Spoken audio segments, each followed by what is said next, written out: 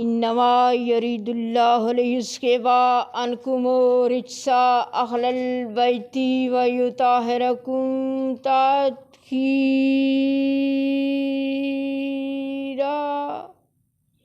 اللہم صلی علی محمد وآل محمد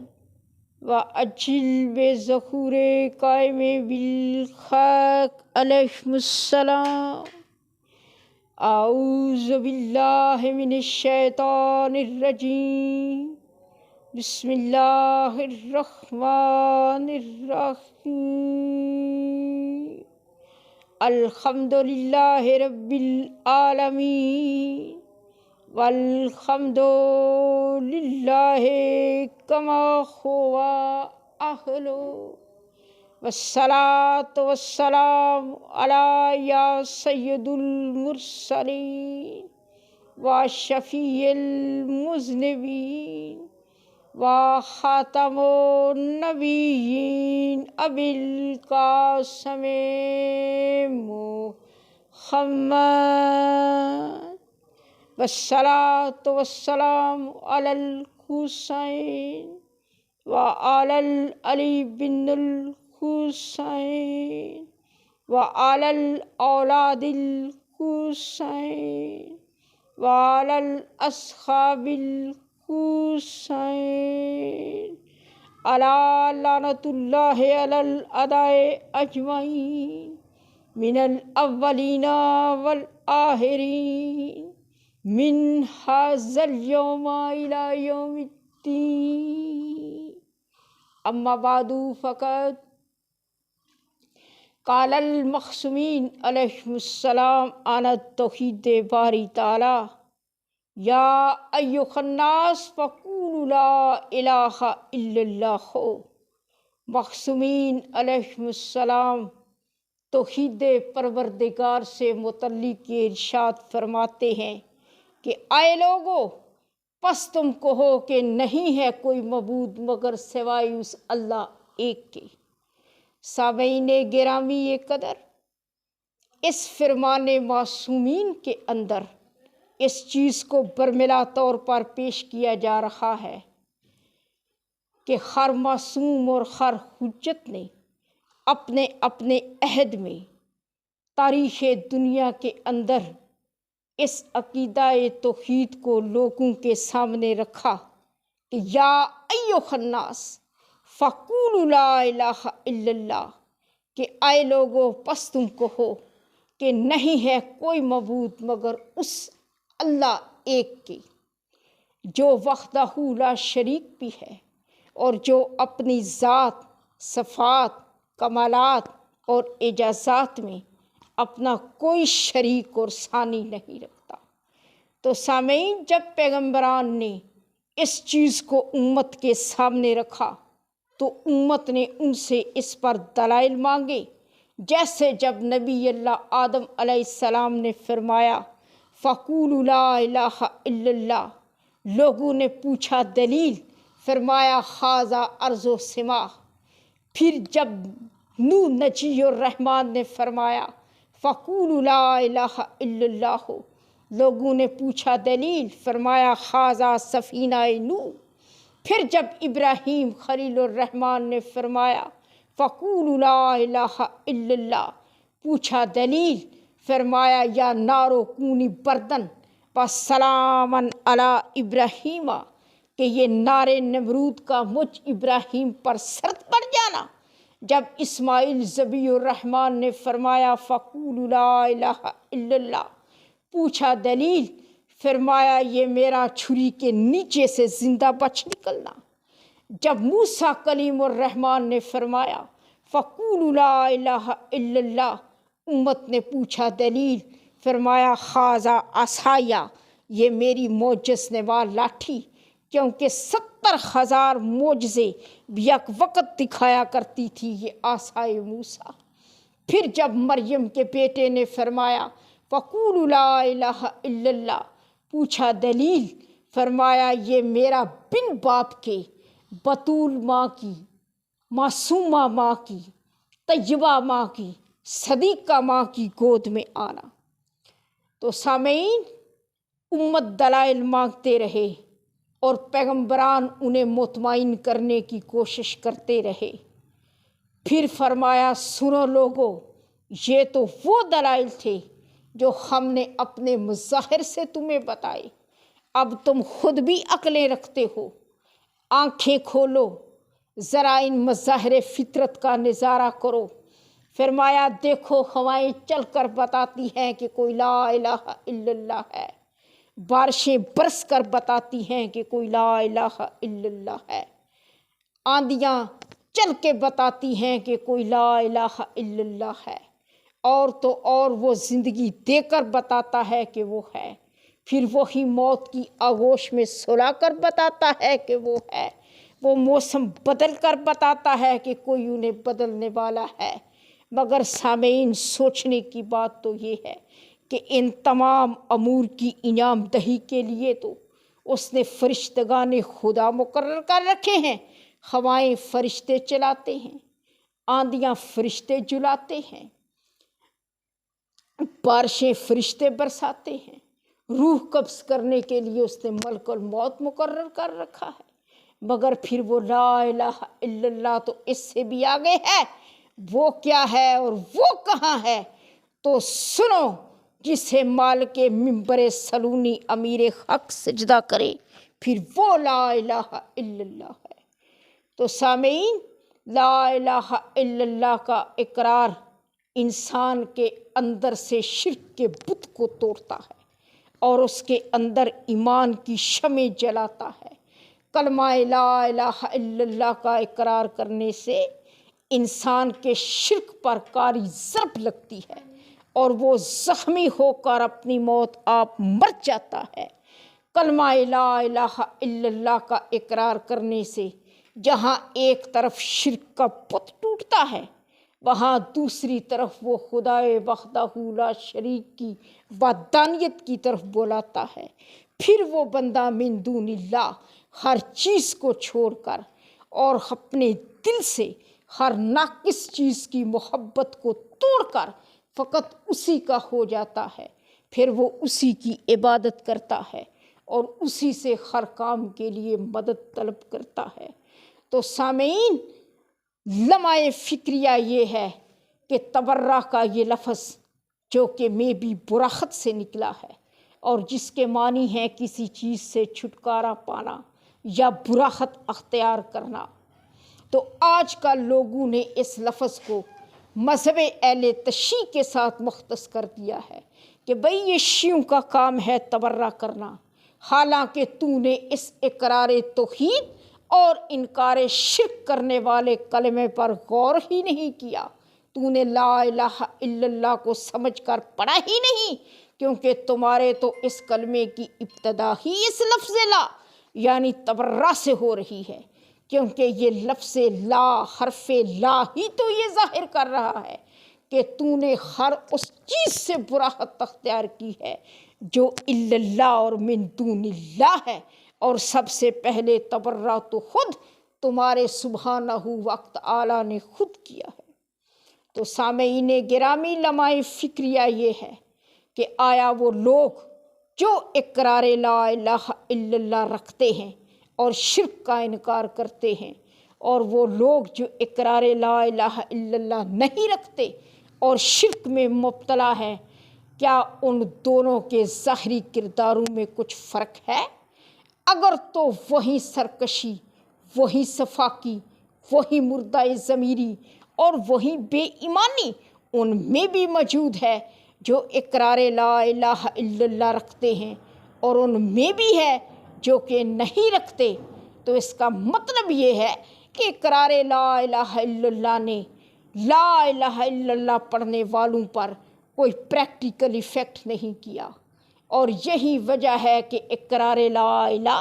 فقط باللسان کر لینے سے کوئی عملی اثر نہیں رکھتا۔ تاریخ اسلام گواہ ہے کہ فتح مکہ کے موقع پر مکہ فتح کرنے والے بھی اقرار لا الہ الا اللہ کرتے تھے، اور پھر فتح ہونے والوں نے بھی اقرار لا الہ الا اللہ کر لیا۔ لیکن سامعین ذرا غور فرمائیں، کیا پھر ان دونوں کے کردار ایک جیسے تھے؟ ان کے کرداروں میں تو زمین و آسمان کا فرق تھا۔ تو سامعین، حق یہ ہے کہ اقرار لا الہ الا اللہ کے اس اصول کو پرکھا جائے کہ اقرار لا الہ الا اللہ کرنے سے پہلے ان کا اقرار کیا جائے جن سے ہم نے یہ اقرار سنا ہے، کیونکہ اس اقرار میں ہم یہ کہتے ہیں کہ اشہد ان لا الہ الا اللہ، میں گواہی دیتا ہوں کہ اللہ ایک ہے، میں، جبکہ شرعی گواہی کا اصول یہ ہے کہ شاہدہ و حاضرہ علی شاہد، گواہی ہمیشہ اس چیز کی دو جو تم نے بالبصیرت دیکھی ہو یا تم اس کے پاس شاہدن موجود ہو، اور یہ جو تم اس اللہ کی گواہی دے رہے ہو جو نہ تو تم نے بالبصرہ دیکھا ہے اور نہ کوئی تم اس کے پاس موجود تھے، تو پھر حق یہ بنتا ہے کہ جن کے کہنے پہ 1400 سال سے یہ گواہی دے رہے ہو، پہلے خود ان کا اقرار کرو۔ تم لوگ اپنی نیتوں میں یہ بات رکھو کہ ہم 5، 12، 14 کی گواہی پر یہ گواہی دے رہے ہیں کہ اشہد ان لا الہ الا اللہ، نہیں ہے کوئی معبود مگر سوائے اس اللہ ایک کے صلوات۔ تو سامعین گرامی قدر، اسی کلمہ لا الہ کی حرمت، توقیر، عزت اور وقار کے لیے میری مختومہ عالمیان نے اپنا گھر بھی چھوڑا، اپنے بیٹے بھی دیے، اپنے بھائی بھی دیے، اور اپنے سر کی پاک ردا بھی دی، اور انتہا درجے کی عالمین کی اولین پردہ دار مزدور نے اسی لا الہ کی خاطر اسیری جیسے ظلم کو قبول کر کے صاحب اختیار ہونے کے باوجود دین کی خاطر، اپنے مظلوم بھائی کی خاطر اس اسیری کو قبول کیا، اس پرخطر سفر کو قبول کیا، اور اس راہ میں اپنا سب کچھ لگایا۔ سامعین دعا کرو انشاءاللہ کوئی ایسے نہ اجڑے جیسے پاک بطول العذراء کی یہ مظلومہ بیٹی خاتون زینب الکبریٰ اجڑی۔ عزاداروں کوئی ایسی اجڑی میری مختومہ عالمیان کہ آج 1400 برس بیت جانے کے بعد بھی پھر آباد نہ ہو سکی۔ عزاداروں ایک روایت پہ ہے کہ جب میری مختومہ عالمیان یہ سفر عبور کر کے امتیوں سے اجر رسالت وصول کر کے فاتح شام بن کے اپنے نانا کے شہر واپس تشریف لائی تھی،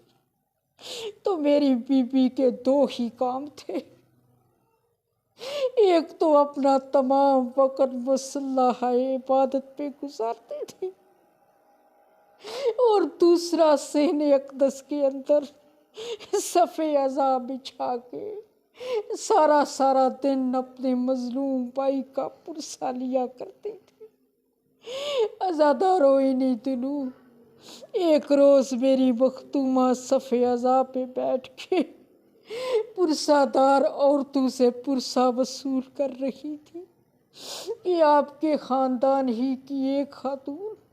شہزادی ام لقمان، جو کہ ہمشیرہ سرکار ام مسلم تھی، جو ہی ان کی نگاہ میری مختومہ کے چہرہ اطہر پر پڑی، ام لقمان پیٹ کر کہتی ہیں، یا بنت الام، اے میرے چچا کی دختر نیک اختر، میں پوچھ سکتی ہوں کہ آپ کے باقی جسم اقدس کی نسبت آپ کا چہرہ اطہر زیادہ زخمی کیوں ہے؟ یہ سن کر مختومہ عالمیان فرماتی ہیں، پوچھ ام لقمان۔ جب بی بی نے پوچھا تو میری مختومہ کی آواز آئی، دیکھ ام لقمان، اگر کوئی کسی مظلوم مسکین کو اوپر سے مار رہا ہو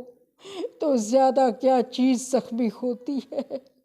عزاداروں ام لقمان کہتی ہیں، بی بی سارا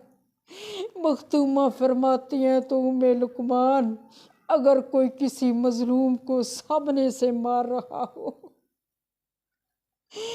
لقمان کہتی ہیں پھر بھی چہرہ،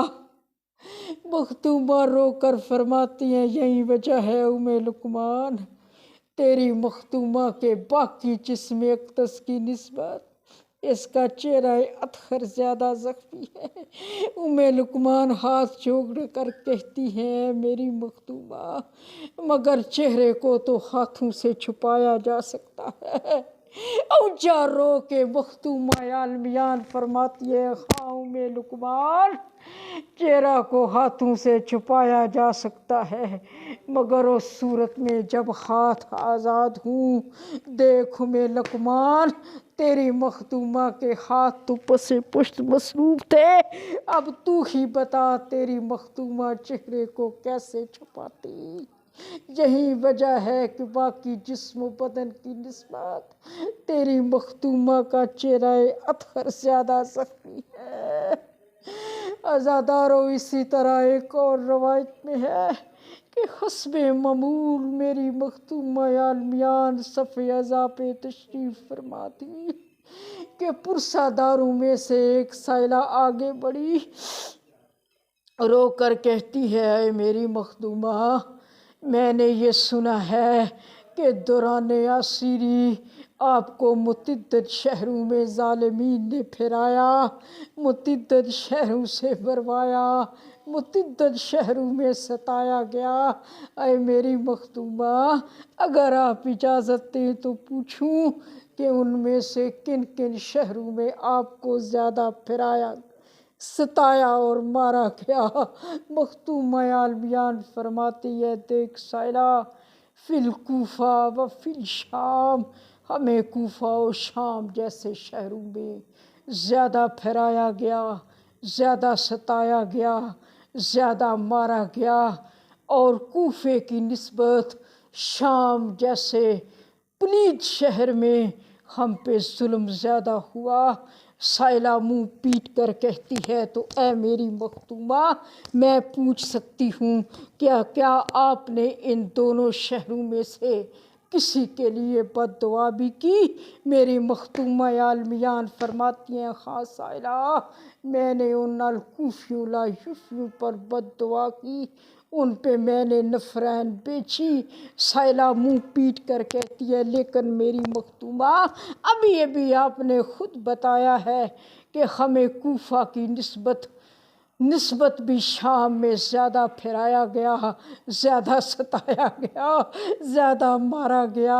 لیکن آپ نے بد دعا فقط ان کوفیوں کے لیے کیوں کی، ان شامیوں حرامیوں کے لیے کیوں نہیں؟ میری مختومہ رو کر فرماتی ہیں دیکھ سائلہ حقیقت یہ تھی کہ یہ شامی حرامی ہماری عزت و توقیر سے نا آشنا تھے، انہیں ہمارا کوئی تعارف اور پہچان نہیں تھا، یہ ہماری قدر و منزلت سے بے بہرہ تھے، یہ ہماری کوئی معرفت نہ رکھتے تھے، بلکہ جبکہ یہ الکوفی لایوفی وہ لوگ تھے جن کے درمیان دوران شاہی بابا جان تیری یہ مخدومہ ایک عرصہ قیام فرما چکی تھی۔ یہ کوفی جانتے تھے کہ زینب عالیہ کس عزت کی مالک ہے، کس مرتبت کی مالک ہیں، کس شان کی مالک ہیں، رب جلیل اور اس کے رسول کے نزدیک ان کا کیا مقام و مرتبہ ہے۔ لیکن اے سائلہ اس کے باوجود جب ہم سائل ہو کے کوفہ میں لائے گئے تو ان لعنتی کوفیوں نے سب کچھ جان کر انجان بن گئے، یہ قدردان ہو کے نا قدردان ہو گئے، ان لعنتیوں نے ہمیں پہچاننے سے انکار کر دیا اور انہوں نے اندھا دھند ہم پہ ظلم و ستم کیا۔ یہی وجہ ہے اے سائلہ تیری مختومہ نے ان شامیوں حرامیوں کی بجائے ان الکوفیوں لایوفیوں پر نفرین کی۔ الا لعنت اللہ علی القوم الظالمین من هذا اليوم الى یوم الدین۔